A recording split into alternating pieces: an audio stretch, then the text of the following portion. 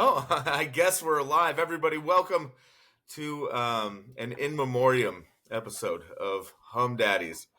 And what are we wearing? What are we drinking? Well, I think everyone's kind of familiar with the situation right now. That is a Fred Warner jersey. I'm wearing it.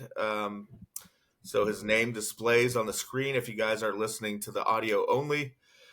What a rough injury. What a rough bunch of injuries this season. Yet we're 4-2. I mean, it's very hard to make out what's going on with our 49ers guys. But hey, we're here. I'm Jake Lucas. I'm with Dave Greenstein. I'm with Joe Starkey. And what do you guys have to say about what's going on here? It's I don't know how to feel. How do you feel? I'm depressed. I think All it's right. like I feel beat down, abused. Every year, every week this year, there's a new critical, horrible, awful injury. Season ending to Bosa. This week, season ending to Warner. Purdy's not playing. Our backup Mac Jones is injured. Our kicker's getting stepped on. Everything, it's just enough is enough. Can we? We're 4-1 now. We're 4-2, and I felt like we had a lot of hope, but it just. I mean, Fred Warner, come on, this is rough news. Dave? I mean, there's nothing more to say than it sucks, but the hope is something magical happens this season. Maybe a few trades, some sort of leadership, occurs. Guys come out of left field that you didn't think would become leaders and do. But it's hard. It's a hard season to have hope for. But at the same time, it's early in the year. The Niners still have a good record and they have an easy schedule. So we can't just give up. But you kind of feel like we're in that zone of what do we have to look forward to. So it's a hard place to be. But hey, it's still football. We're gonna have fun. And at the very least, we root for guys that may become better with more opportunities, and then the team next year is more exciting. Yeah, so we'll do that. We'll root for this team. But the question is, are we buyers or are we sellers? And I kind of just went from buyer to seller right now. I mean, how are we going to mortgage our future, more draft picks for, trying to stiffen up our defensive front this year? Doesn't seem like a good idea anymore. Well, I mean, everyone kind of counted us out after Bosa went down, right? So, shit, maybe there's more magic there. Yeah. If I can see a D coordinator taking us to the promised land with, kind of undermatched, it would be Robert Saleh. And let's see how it turns out. Give it another week or two, see if how they respond. Right now, everyone's just kind of shocked. It reminds me a lot of San Francisco Giant great who had an ankle injury kind of early in the year. Do you guys know who I'm talking about? Back in 2011. When Buster Posey went down? The GM of the Giants, yes. Mm-hmm. Yeah, and how did we respond? I guess what we pay for Ultron, right? I mean, they made some moves to try and get in the mix, Jake, but I think they finished just over 500 if my memory serves me right. I think they were going pretty well with Beltran healthy, and then he got hurt. It was like a insult to injury to insult. I mean, both are true. The Niners are. It's a clown show. What is going on? Who has the voodoo doll here? It's ridiculous. It's not even. Brutal.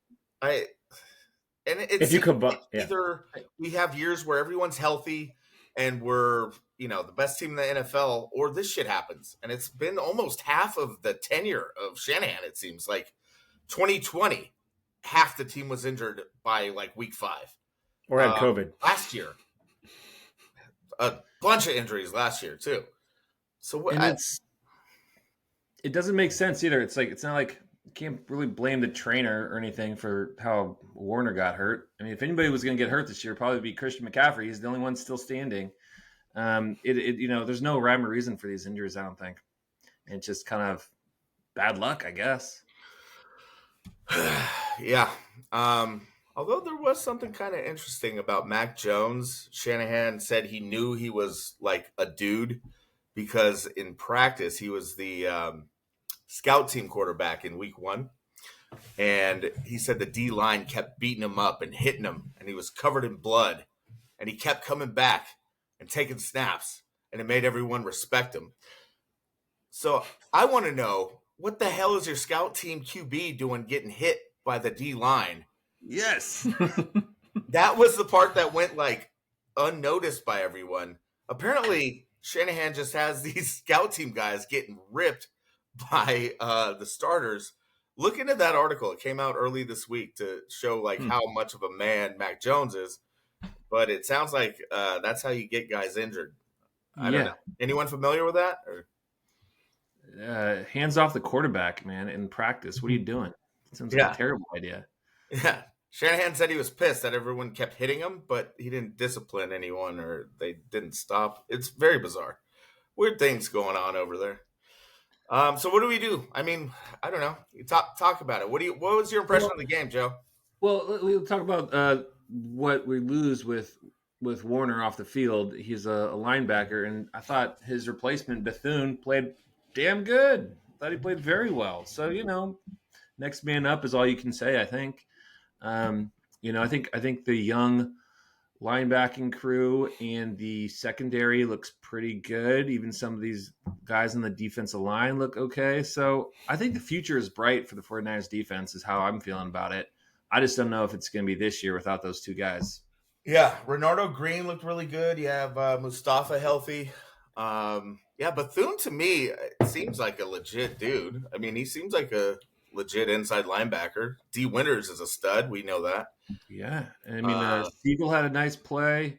Upton Stout looks like a player. Mustafa was back. I think, Lenore is playing really well. The defense looks pretty darn good. I mean, can you imagine if we had Bosa and Warner? Oh my God. So who's the green dot guy now, though? Like, who's going to lead? Who's going to call plays and stuff? I think it's Bethune. Yeah, really? I mean, I don't think it's Winters. Yeah. I mean, we don't know what type of head he has on him. Remember it was a shock that Warner became the green dot guy. Wasn't that the Super Bowl year? In 2019? I think right. Saleh said, hey, this number 49, which Warner was back then, this was he a rookie or second year? Very young player, late round draft pick. We're going to give him the green dot. We're going to give him the mic and the helmet. I remember it shocking a lot of people. So I trust Saleh to, make the right call. I just, we're going to run out of bodies eventually. Yeah. What's the average age of the 49ers defense starting 11 now? It's got to be hovering around 24 years old is my guess. It's the opposite of the Warriors starting 5. Yeah, dude. Well, I think growing up quick. There might be a bigger conversation we should have about what is the future of this team. Are we going to just try to keep all our stars here, these 5-6 star guys that are aging, while we have a kind of a young crew? Are we going to do like... You talked about selling, Joe. When do you hit the sell button, and who are you selling? I know. I'm thinking I don't want to sell at 4-2, but I'm just not seeing it. I would like to kind of look to the next couple years. I think Lynch would be wise to look into the future a little bit, because this could be a really good team in a few years. Not that it's not a bad team right now, but we got a couple good assets. Maybe we just play for the future a little bit. I think it might be worth thinking about. We haven't had a single pick interception on the year. Zero. We had one in Jacksonville, and then they stole it from us. True. That was a great play. We were at the game. Upton Stout with a pick. And Upton Stout just makes this hell of a play. Put us right down at the goal line, too. And they called back for the worst PI call. Or maybe it was defensive holding, but whatever. It was ticky-tack crap. It was nothing. If you look at the replay, it was nothing. Yeah. One of those momentum swings you miss. Yeah, it's been incredible, though, how the Niners D has been so, impressive without those stats. They're towards the bottom of the league in almost every measurable stat for defense, except for just, being hardcore and gutting it out. They were the second, I just looked it up. They were second youngest defense in the league compared to second oldest offense in the league comparatively. And I think that may have been before Warner got hurt. So they may now be the youngest defense in the league. Right. And that's a testament to Saleh. What better coach to have when this seemingly shit hits the fan on your defense, your two studs and your captains go down. who do you want? You want Saleh taking the reins on a young team. And hey, listen, I think it's a benefit to the Niners in the long term to have this opportunity and to see this team gel at a young age. In 3 or 4 years, this defense could be the best in the league just because of this. But right now, we're in grieving mode. Yeah, but I want to remind people it's not baseball. Like you don't, give a guy a couple of years to mesh with everything to gel. It's an instant kind of thing in the NFL. You got to take the opportunity when it comes. You got to be on top of it right now. And so now's a chance for guys to show up, and you never know what's going to happen. The league there's so much parity that, I'm not intimidated by any team out there, especially in the NFC, that who knows what the hell's going to happen. Right. Hey, we got our boy Kittle and Pearsall coming back next week. Maybe we'll just be a offensive juggernaut. Maybe we'll get a new center because our offensive line looked like poo-poo yesterday. Just terrible. Well, I thought so as well. I thought the O-line sucked. Dave liked them, though. Dave, what did you think about the O-line? No. Did I say I ever liked them? I think you're just trying to put words in the mouth for fun. Yeah. But I will say that the Niners' offensive line, if I want to just triple check the stat here, but I'm pretty sure that we still threw for a fuck ton of yards. It's not like this offensive line isn't doing anything.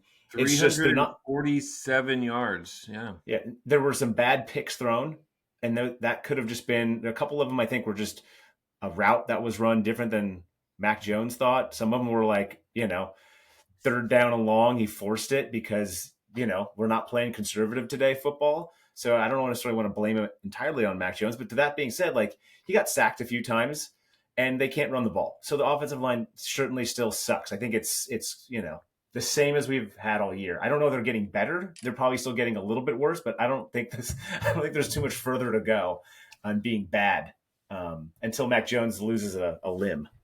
Isn't it funny that the talk last week was, the QB controversy?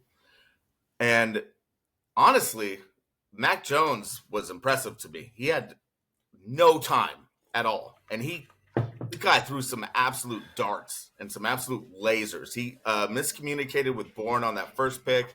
Shanahan even threw Bourne under the bus on that one publicly. Big time. And Mac threw that last pick, kind of desperation mode. But yeah, he had a cannon, and he looked damn good when he had just a little bit of time. But it shows you when that line sucks, he doesn't have the legs Purdy has to kind of get out of trouble as much. No, his wheels look rough. I mean, he's not fast to begin with, but he looks also gimpy. So, right. Yeah, he's just a pure pocket passer right now. I think he got sacked 6 times, and that tied a career high for him, which is not good considering he was on the Pats for 3 years. Yeah, no, he's a great decision maker. He processes very well. He throws a nice, crisp ball. He's great. The only thing I could ask for him is if he could be a little bit more mobile, but that's not his game. And look who he's throwing to. He's throwing to Jake Tonjes. He's throwing to Sky Moore. He's throwing to DeMarcus had a huge drop. But then had a great catch right after. Yeah. But still, imagine if he caught that one after he caught the first one. Or look who had 142 yards 2 weeks in a row. Kendrick Bourne. And I think before that, he only had one 100-yard receiving game his whole career. Well, at the beginning of the season, or right before the beginning of the season, I think Joe and I, and Jake, I think you were on board just as much as we both said, we got this great first-round pick because we sucked last year. Let's go get an offensive lineman. And what do? We don't get any offensive linemen the entire draft. And so if we're going to make a trade for anything to get better and we're not doing a sell, I'm saying go get an offensive lineman. I just think at this point, I trust Saleh to turn anybody on defense into a decent player. But on offensive line, you need to be big, strong, be pretty quick. And we don't have that anymore. So if there's one place that we need to get better, it's on the O-line. And so if you're going to go for that. I just can't believe the one position that I'm losing my mind about is a gosh darn center. Jake Brendel is just atrocious. He's getting thrown around like a rag doll on a regular basis. I guess his PPF score, whatever that is not so bad because he's in the right place at the right time, but then he just gets tossed. He can't block anybody. He's a cone. Yeah, he's a joke. So I like, thought can we McKivitz get looked like center? a turnstile too. Trent Williams is not the Trent Williams we're used to. That's for No, sure. he's old. Pooney is he looks Hopefully injured. horrible. Hopefully, I'm hoping he's injured because he looks bad. He looks really bad. But Yeah. Colton McKivitz and Brendel, you just saw guys run right by them and just they whiff on run blocks. Yeah, I don't. There was a couple of them. There was one in particular. I think that everybody's talking about that McCaffrey was in the flat and Brendel just totally futzes it and he gets stopped right there. Yeah, I mean, there's like, we have no big play opportunities. Like some of these, Christian McCaffrey is about to just burst out and go 30 yards down the field, but our blockers can't do anything. We're just going 10 yards at a time here. He looked really good a few times with like the first and second move, but then there's no space created by anyone. And I think those plays, that's where you miss Kittle a lot because usually he kind of clears the group upfield. Pancakes, motherfuckers. Well, that gives me some hope. Having Kittle's energy back, I'm not saying it replaces Warner's, but it's as good as we're going to get. Kittle brings a lot of chutzpah to the team. Yeah, and also, Dave, you're saying that about the O-line. We're saying draft the O-line. Everyone's been saying that to Shanahan for his entire tenure. Last year the O-line was horrible. And especially when Trent went down, we got real bad. Yeah, he refuses to draft offensive linemen. Maybe Jason Kelsey wants to come out of retirement. He's a center. Yeah. We need a freaking center. It's not that hard.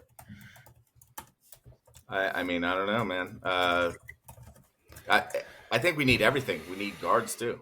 We need guards to pull because there's a lot of athletic guard play needed in this system for. Yeah, Connor Colby and Pooney are not doing so hot either. I guess McKivitz is the one that's you mentioned him not doing so great, but supposedly he's doing all right. Yeah. I didn't. Not the eye test, but yeah, they grade out better on PFF or whatever. Who cares? Okay. Jake, what's the move for next week? What do the Niners need to do to recover from a tough loss and go beat probably a beatable Falcons team, but you're limping even more into this game. What do they need to do to have a shot, a fighting chance? Falcons just dominated the Bills D. They just ran all over them. Bijan Robinson is a dude. And I don't know, man. I think the Niners are a favorite right now. If you're a betting person, I won't bet against the Niners, but bet the Falcons. It's another road game. No, yeah. It's at home. Sorry, we're at home. Are we? Yeah. Oh, it's a night game. Yeah. Okay. Sunday night. Niners are a 3-point favorite, only because they're at home. But the home field advantage, as we all experience, it ain't what it was at Kansas State. I wonder if that's changed after that game we just saw with the Bills. Are they going to wear the black jerseys? No. When are they going to pull those out? These things? Mm-hmm. Those are only for, I think, the last week of the year against Seattle.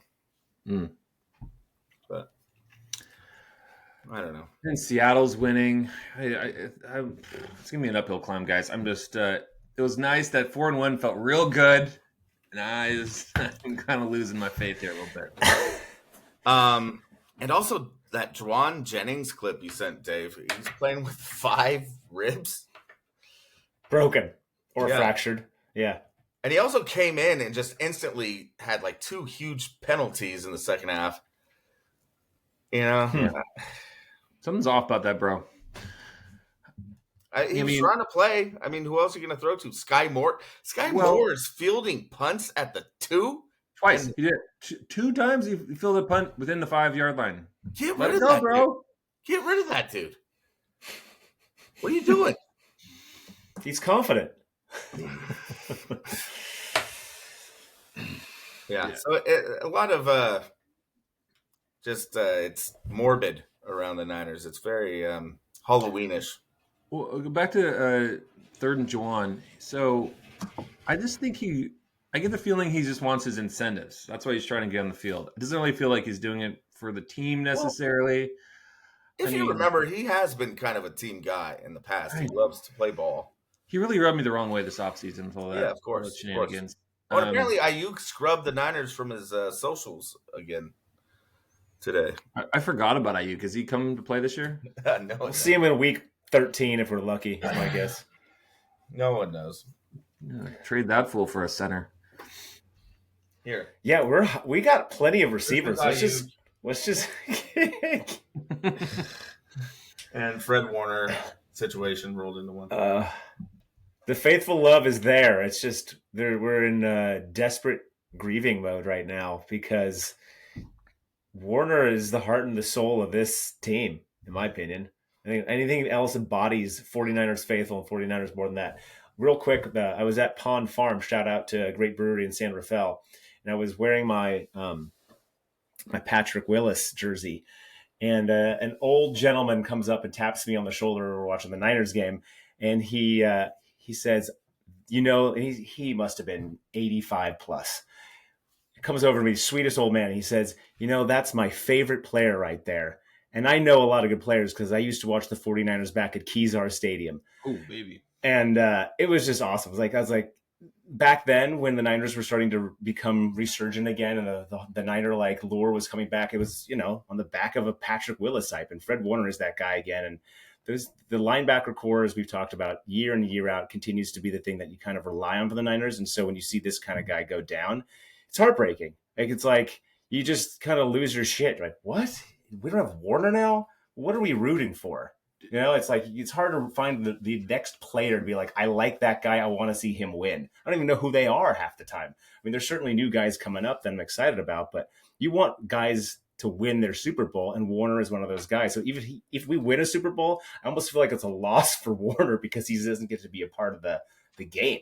So it's also hard to just root for the Niners because of that right now. The whole thing just makes me sick. Well, yeah, you mentioned Patrick Willis. And he was 29 years old when he got injured, and he ended up playing I think it was 6 more games the next season.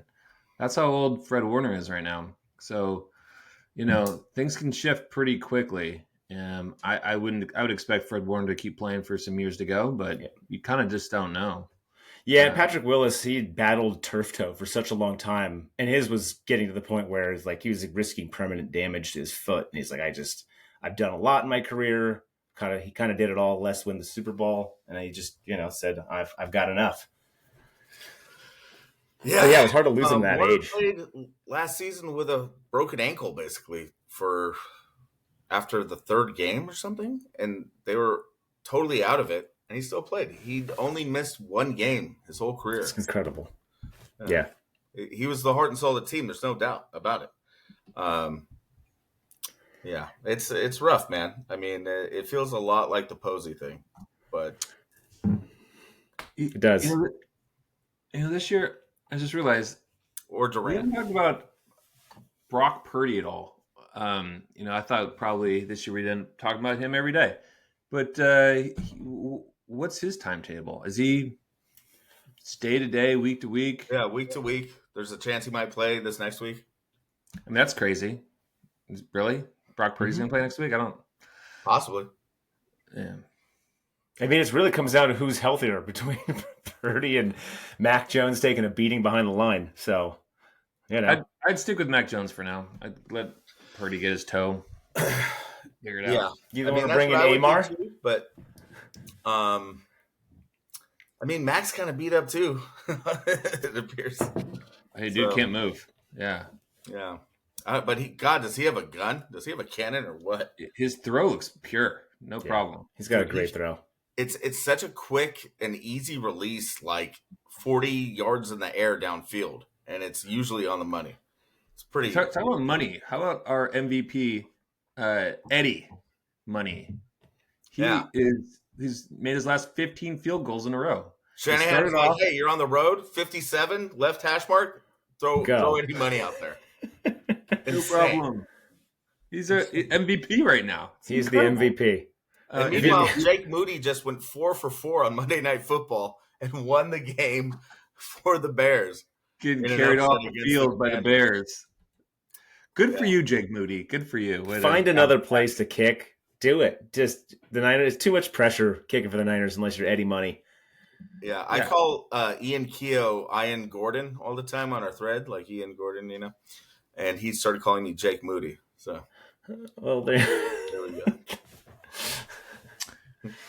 I mean, generally, I'd be really pissed off that Jake Moody's hitting game winners, but when we got Eddie Pinheiro, I mean, good for you, Jake. He's easily my favorite player on the Niners right now. Oh, yeah. Well, you're going to have to trade in that Warner jersey for a new jersey. Might as well get a Pinheiro. Yeah. Oh, and by the way, I ordered this jersey. Oh, I ordered it a long time ago. Just got it 2 weeks ago-ish, a week and a half ago. And I believe it's a curse, especially since I ordered it in an XL. I didn't want to say it. Yeah. Yeah. First defensive jersey. Actually, I got a Bosa a couple of years ago. I don't know. Just all feels very weird. Very weird. Oh, and Bosa's hurt too. So, yeah, I guess I curse defensive players.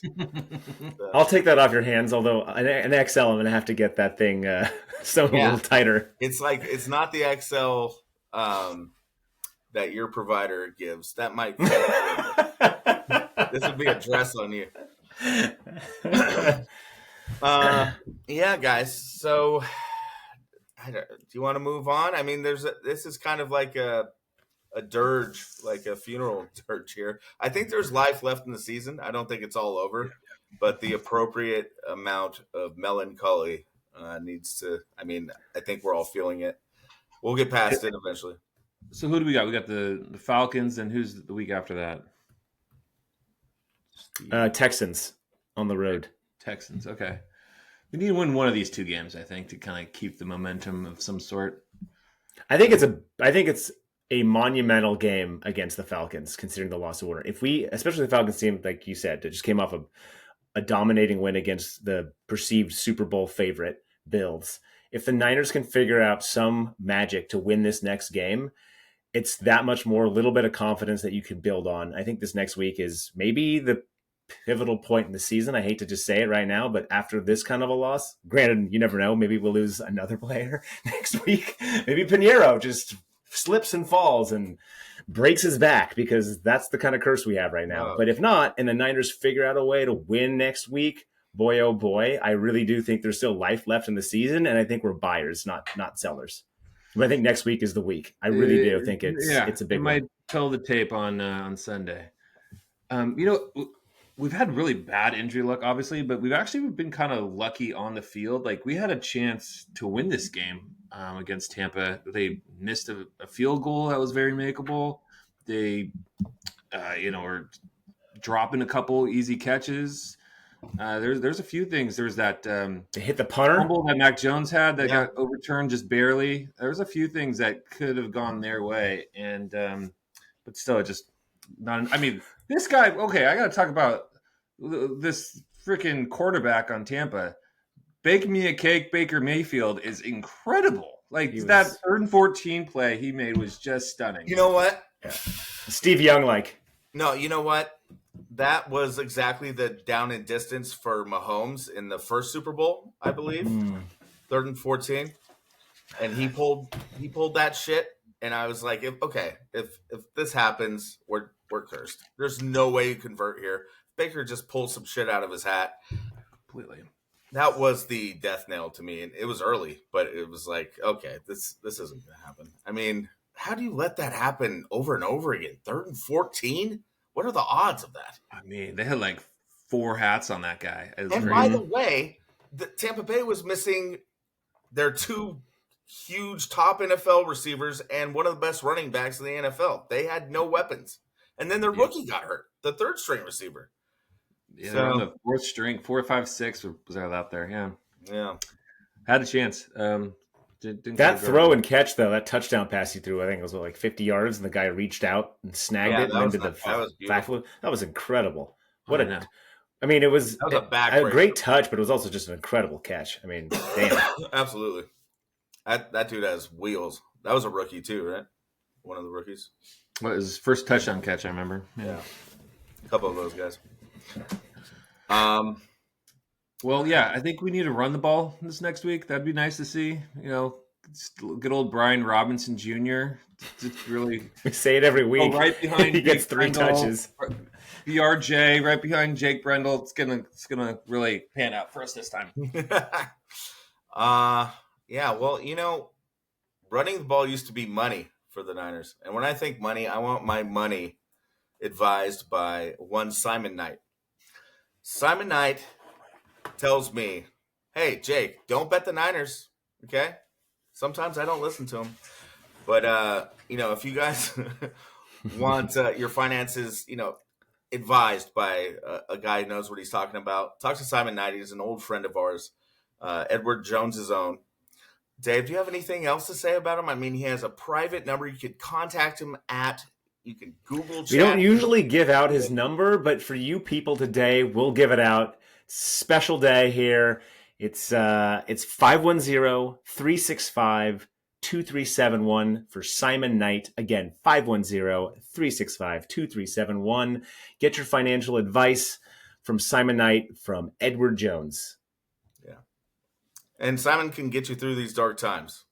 I want to take my mind off of sports right now and just look at my portfolio, kind of redirect some of that energy towards just making some solid stock market moves. Perhaps maybe you're going to go do a little REIT. You need to get involved in some currency exchange. Maybe you're doing a little crypto. You got to really spice things up a bit. Or you take Jake's betting, man. Index funds. You call Jake. I'll give you his number later. You get his betting slip, and that's some financial advice as well. Nope. But that's not the advice you're going to get from Simon Knight. No. So thank you, Simon, for being a supporter of the pod, and thank you for all the wisdom. Right now, we need it because this is, I feel a very. Could Simon Knight get out there and put some pads on and hit the O-line? I mean, he's got the size. Oh, yeah. Shit. He can play tackle, no doubt about it. I mean, definitely. I'd like to put Dave G at guard or something. Get someone with some wheels out there. Nah, Dominic Mejia, as you and Art talked about. Oh yeah. By the way, okay, I wanted to lighten things up with props. Let's do that.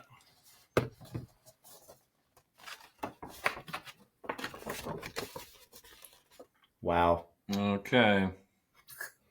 All right. That's your 1996-97 El Cerrito Gauchos. 0102. That's just a hell of a team. And there you go. Gotta show some love to EC High. Anyway, okay, what's going on the Giants manager front? Anyone know? No? I mean, last I heard, Buster wants his backup to be the manager. All right. Moving on. What's going on with Cal Bears football? How was that bye? They were off last week, so they remain also 4-2. Niners are 4-2. Cal's 4-2, and they play six-time Super Bowl champion Bill Belichick on Friday night, 7:30. The North Carolina Tar Heels come into Berkeley, so that should be a good one. Yeah, sure it will. Okay. I want it to be a good one. I don't know. Let's get into something light here, guys. Talk about your kids, and let's see, Joe. I want to know what you're wearing, and you can tell us what you're drinking. And I want to know about Kendall, and I want to know about Hudson. Let's hear it. Okay, so what's this say? 1985 USFL championship game. It's the Oakland Invaders were in the championship game in the USFL. This is while the Oakland Raiders were down in LA. So Oakland got themselves a USFL team for a little bit. And they got the Cajun sensation Bobby Hebert to lead the team. And so I couldn't resist. I spent a game at Cal watching alongside Bobby Hebert. He was at the time the longtime quarterback for the Saints, the New Orleans Saints, and he was a color commentator on the radio. But the Saints had that week off, so he went to go visit his daughter at Cal. Our buddy of ours was dating his daughter at the time, so he came and sat in the stands, and we watched Cal beat Washington in overtime. And you'll remember this game because it was the Marshawn Lynch driving the cart around after he scored the game-winning touchdown. So I spent the whole game being the color commentator, and he was being the play-by-play. And he was being the color commentator, and we're going back and forth. And I just chatted with Bobby A. Bear for about 3.5 hours. It was amazing. Damn. And he made a phone call. Do you remember that? Can you describe that?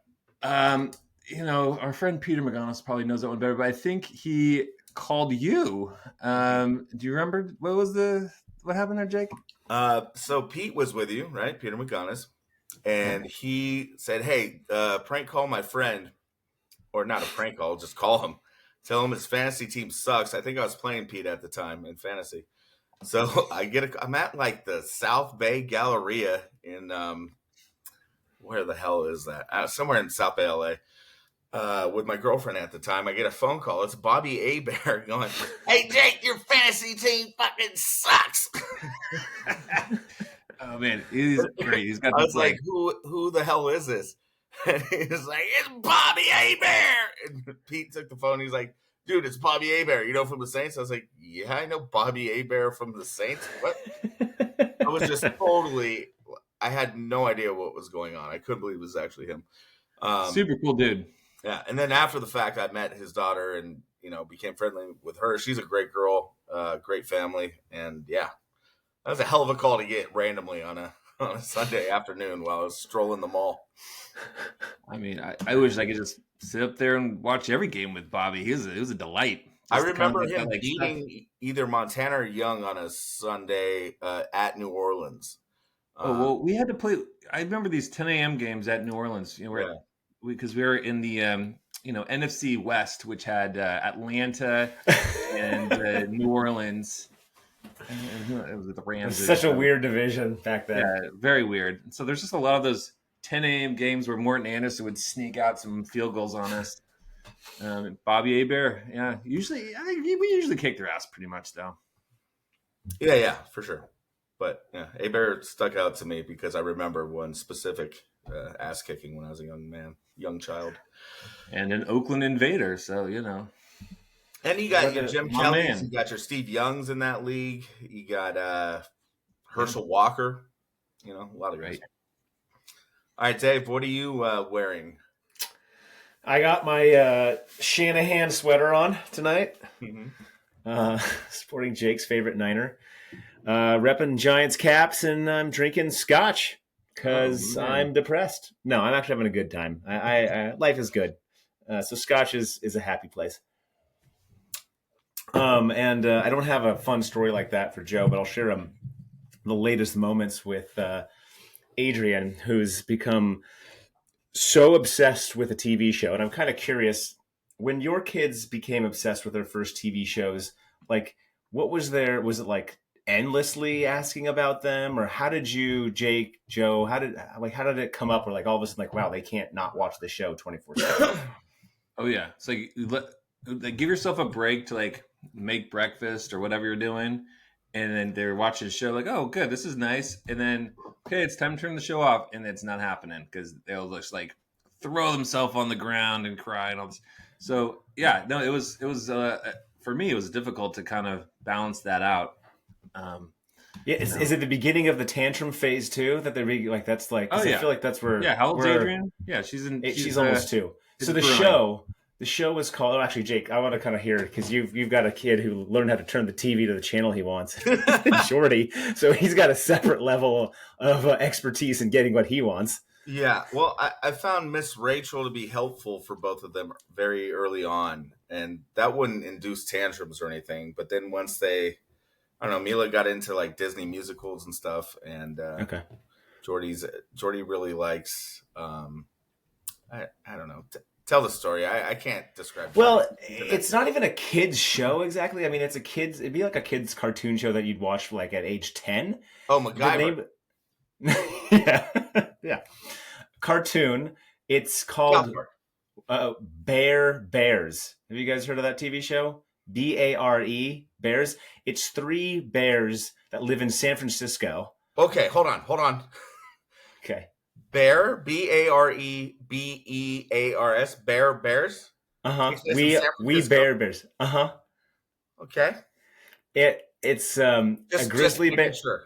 It's a grizzly bear, a panda bear, and a polar bear. Any They otters or all twinks? three. No, well, there's other animals here and there, but they kind of interact like they're just people, and everyone recognizes them. And then there's Charlie, who's like a Yeti or a Bigfoot, who's in the show as well. But so anyway, Adrian just became so obsessed with just this one show that every day it's the cutest word, so I don't get upset. But she just goes, bears, bears, bears. And it's just nonstop. When she wakes up in the morning, I pick her up and she just looks at me, bears, bears. Just walk her all the way down, sit her down, bears, bears. It's just endless bears from when I pick her up at daycare to when she goes to sleep at night. It's just constant. It's wild. I never thought she'd be that obsessed, let alone with a show where, again, it's for like a 10 to 12-year-old to start watching. But I actually think they're pretty good shows, so I'm not mad at it. But it sucks to have to take her away from TV. Here we are. There's some good shows like Jake was talking about. Miss Rachel kind of help you learn some things, like kind of like a la Sesame Street would teach you how to count and whatever. There was one that Hudson really learned how to count a little bit. It was called Number Blocks. That's a good one if you get into that later. Okay. But basically it's a lot of trash, a lot of bat wheels and dino trucks. But guess what? His new favorite show is. I was woke up the other day and he's just binge watching. Is It Cake? It's his new favorite show. No. I'm like, what are we doing here, man? It Cake. Yeah, so it's like these hyper realistic cakes, and then this little goofy comedian comes in and is like, "Is this cake or not?"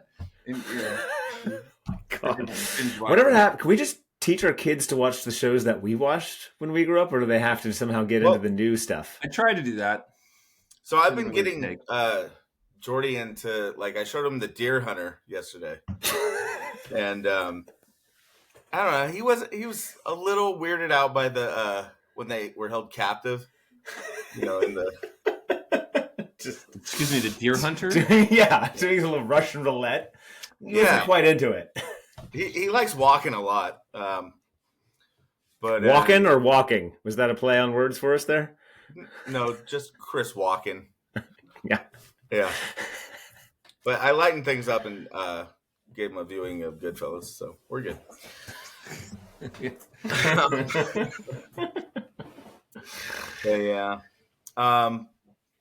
Anyway, my kids, I mean, Mila's a doll. She's precious. Jordy's a psycho. That's my update is Jordy has turned into a complete nutcase. And that's all I got for you. I don't want to even he's so exhausting. Yeah. Like he will flail his head back if you try to put him in a stroller when it's time to leave the park or something. It's just nuts. Is he very high energy? Yeah, I mean, now he is, yeah. Or he's just high. He's very demanding. He points at something and yes. You gonna paint a little mustache on him for Halloween? Okay, we're canceled again.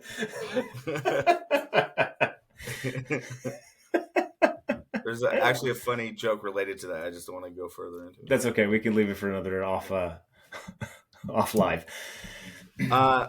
Yeah. So you want to go to the Warriors a little bit? I want to hear about your kids. I want to hear about what makes you tick. What really puts a gleam in your eye, guys? Because it's special to have those kids during these trying times as a sports fan.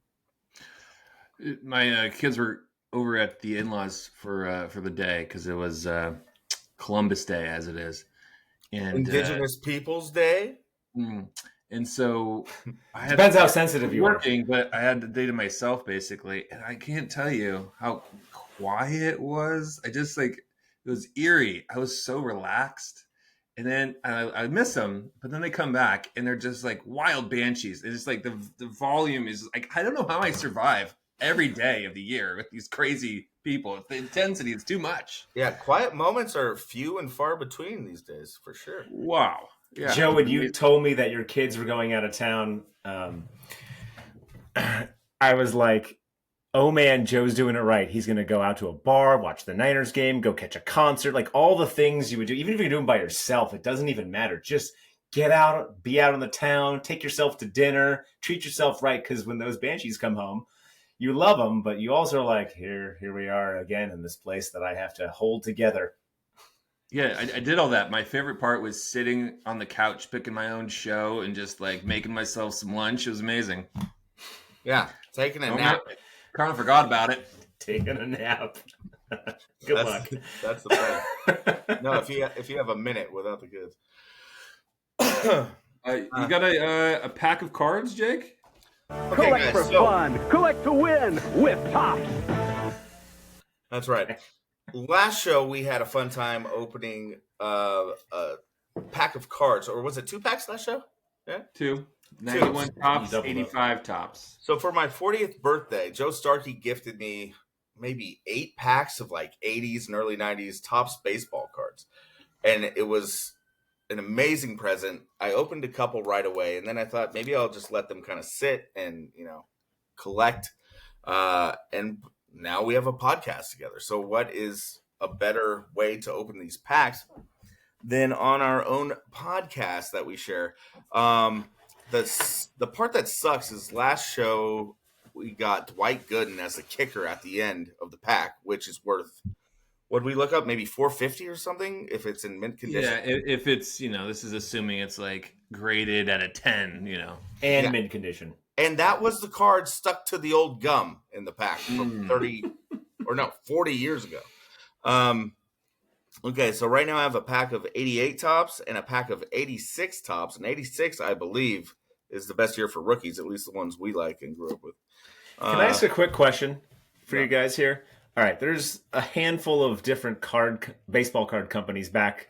I mean, there's been plenty over the years. Can we just talk real quickly and put into perspective the grade of, like, that's the pack of cards you wanted? Not one that, like, later on when they started having all these extra styles and everything, and there was bonus packs, but there was like standard, like, upper deck tops, maybe clear score. Collector's Choice. Collector's Choice, yeah. Like, where would you guys rank either your favorite or what was perceived as the more valuable pack of cards? So for me, I think I was growing up in late 80s, getting the kind of cardboard tops ones, like 86, 87, 88, 89. I think I had like a ton of 89. I was really young at the time, probably. But then I think Upper Deck came out with like the white kind of like more border. It was picture like frame, a different type of material almost. It's like a little glossy sharper or something. That was a game changer. So I thought like Upper Deck when it kind of came in around that time was like that was it for me. Yeah, I remember Topps feeling kind of outdated and old when we were kids. But obviously, looking back, that's a classic card company, so they're pretty cool now. But back then, I remember Bowman being kind of rare. They had some cool rookies and stuff back in the mid '80s, but now I don't think they're worth shit anymore. Upper Deck, I agree with Joe, was the coolest, and Leaf was really cool for a while too. And Don Russ was cool too. I mean, Don Russ, yeah, obviously. All right, shall we? Let's do it. Do you need a drum solo, Jake? No. Well, I'll open 88 first. You guys, talk amongst yourselves. 1988. What were the songs of the day? What were the movies? Were you doing 88 first? Yeah. So we're looking for like a Glavin rookie or something. What do we got in there? God, 88. And it's weird. 1988 was the year the A's lost to the Dodgers in the World Series, unfortunately, with the Kirk Gibson home run off Dennis Eckersley. That's what I remember 1988 for. Are the gums on Bob Nepper, and he's not worth a goddamn thing. So bye, Bob. Barry Jones. This is why I skip. Lance Parrish, Jeff Sellers. Can you see what you're doing there, bud? You want all these guys? Oh, yeah. You just kind of want to see what the card looks like because I just kind of forget. Oh, the SF Giants team. Oh, you gotta love that. Yeah. Nice. That's a random card. Is that worth anything? That's a nice card. Is that a 22 on the back? Yeah, it's the SF Giants team leaders. They give like the stats of the team. Terry Steinbach. Oh, yeah. Oh. All-star MVP Terry Steinbach that year, I think. Who took Terry Steinbach in the A's draft that we had? Was that you or Zach? I don't think anyone did. Did no one take Steinbach? I mentioned him. I don't know if anyone took him. Mistake. Al Pedrique. Never heard of him. Pirate. This is a checklist. Oh, thank you. Ron Oster. Nope. Checklist. Hell of a pack. Yeah. Mike Pagliarulo. Mike Pagliarulo, yeah. I don't know who he is. Chuck Jackson. Hell of a name. That's high pants on Chuck Jackson. I love those old Astros jerseys. Floyd Bannister. Sounds like a murderer from like a chick murderer show. Bill Gullickson. Why do the chicks like the murder shows? I don't understand what that's about. It's insane. It's so hilarious. This isn't a rookie or anything, but a good player. Keith Hernandez. Second spitter. Yeah, and then Ray Siraj. I don't know. That pack was terrible. Keith Hernandez is a fantastic announcer, by the way. The Ron Darling, Keith Hernandez, and Gary Cohn. That Mets broadcast is fantastic. While Jake gets ready to open up this 86 pack, Joe, can we talk a little bit about baseball? We just saw, if you watched the end of that Mariners yeah. Speak on the that. 15-inning Mariners. What the hell was the other team? Tigers marathon. Yeah, marathon, and it was just you never know. I will say that the Mariners bullpen was dominant when they got into extra innings, and Detroit was flailing, and eventually, obviously, let it up. But I mean, what a just cool old classic baseball game to let it go 15 without anybody on second base, ruining it early. Man, so great! I love that. Something about the baseball purism didn't sit right for me when they went to the ghost runner on second base thing. It just felt very phony baloney, just making shit up as they go. I will say, in general, I think the Rob Manfred rules have been great to speed up the game. The whole the pitch count clock, the bigger bases. I'm all for it, man. It's the game is a lot quicker, especially in this playoffs.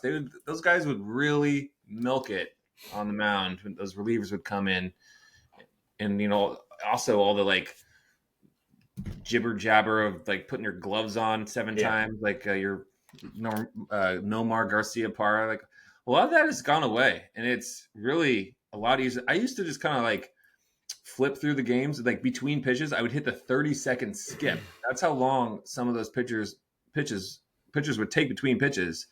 That I could just like skip 30 seconds between each pitch. Mm-hmm. Yeah, boom, go next pitch. You can almost do a speed version. All right, here we go. 1986. Hey, what is this? You could win a trip to spring training. Fantastic. So Joe, 1987 spring training we could go to. The Mariners end up winning. Your Cubbies unfortunately fell to the Brew Crew. Oh, whoa! That's a good one. That's like worth lots of money. Not his rookie though. Watch the corners. Put it in his sleeve.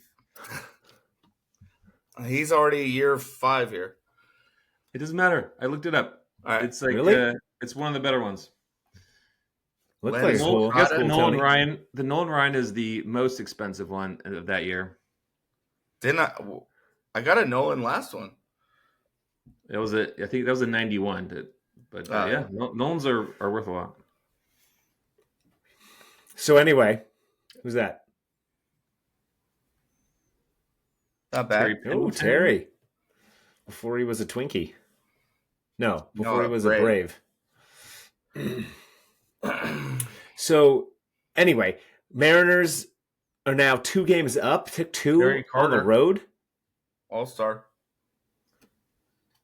Not the Gary Carter. Quick. They went from being in the 15th inning to up 2-0 real quick. Yeah. And,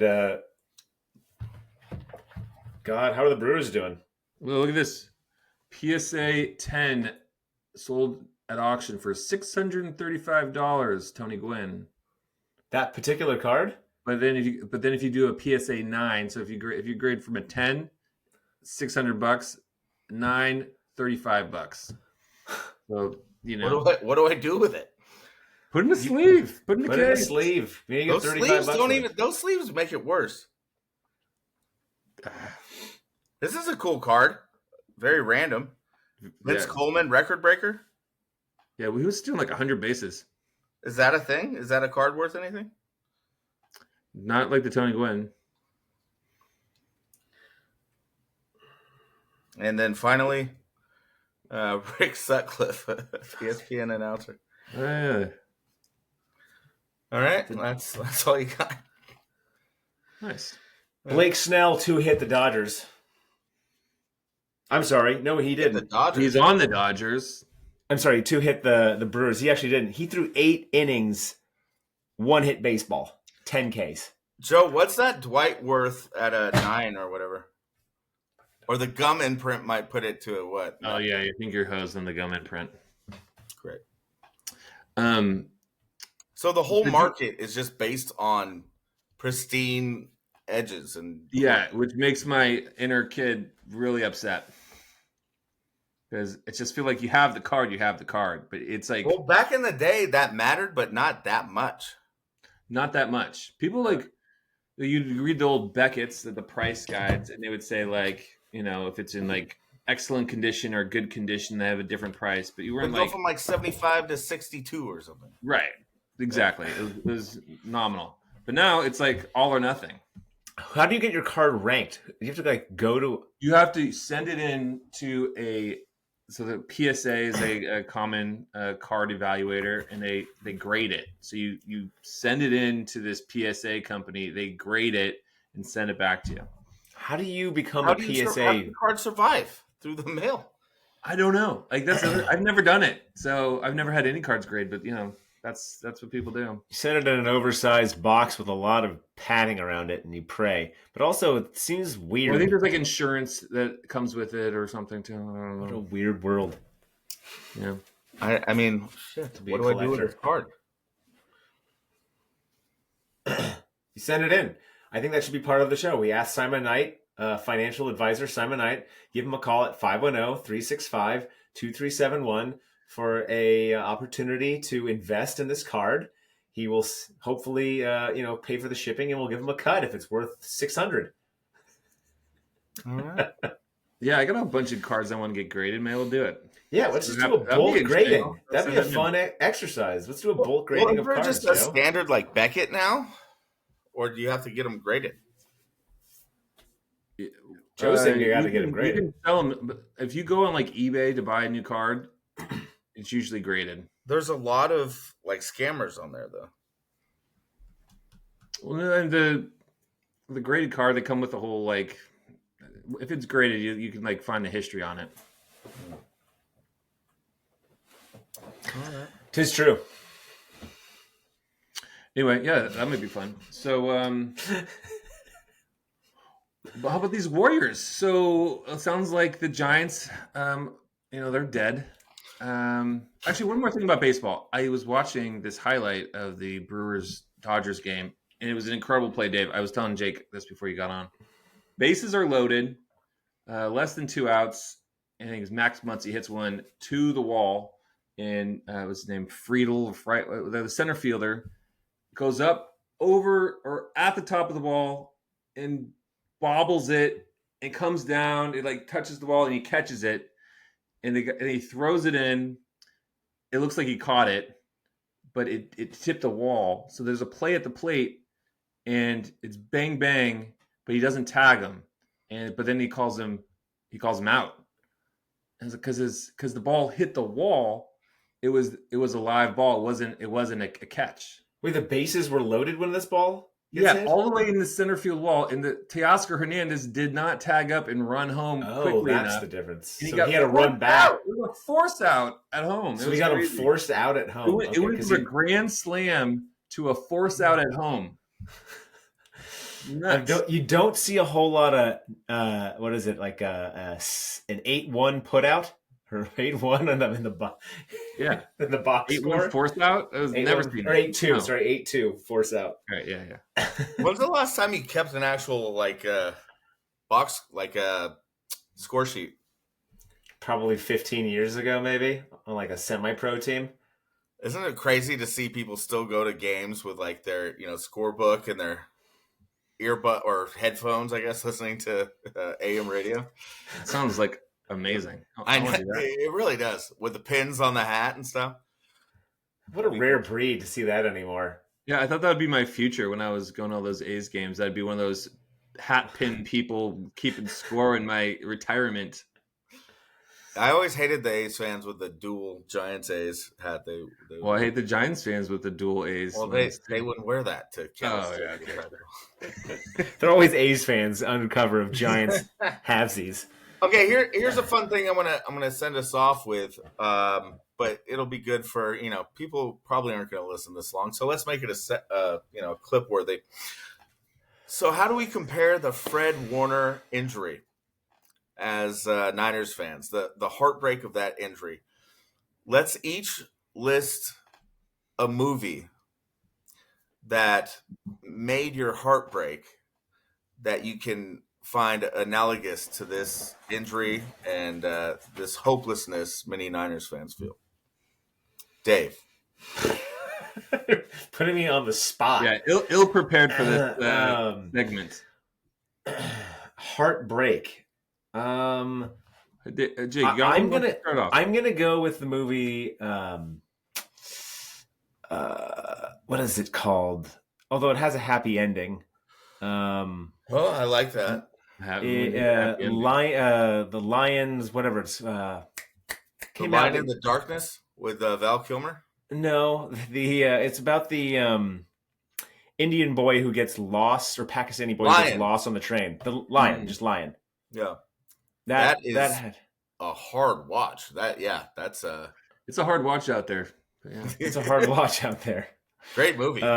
Great movie. That had a happy ending. Oh, when he reunites with them? He reunites, but there's just so much moments in it. And it feels like a lot of the season or last 2 seasons combined at this point. Because I keep feeling like we're there. But I really there's going to be there's light at the end of the tunnel. There's light at the end of the tunnel, guys. This 49er faithful tunnel. We have to stick with it and remain the Lions of the NFL, even though we're not Detroit. Wow. That's a deep off the cuff. Love that film. That's very good. But I mean that we're in for it if that's the case. Yeah, I guess it just kind of reminds me of like one of those like war movies where one after the next main character that you think like Game of Thrones or something, where it's like I thought that was gonna be a main character, now he's dead. Then you go to the next episode. Like, oh, this is the new main character. Oh no, he's dead too. Oh, you can't kill the main character. I guess you can. So I feel like that's totally not the Game of Thrones comparison is great. Just kill off all the main characters. Totally. Jake? I don't have one. Thanks, guys. Fair enough. I'll go with Dances with Wolves. Okay. Not drawing any parallels, but Oscar in a non-sports movie? The wolf dies at the end.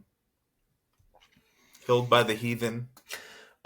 Speaking of wolf, you could go with White Fang when the wolf is beaten to a pulp and has to be pulled out by Ethan Hawke, and he has to nurse it back to health, and eventually that wolf saves the day.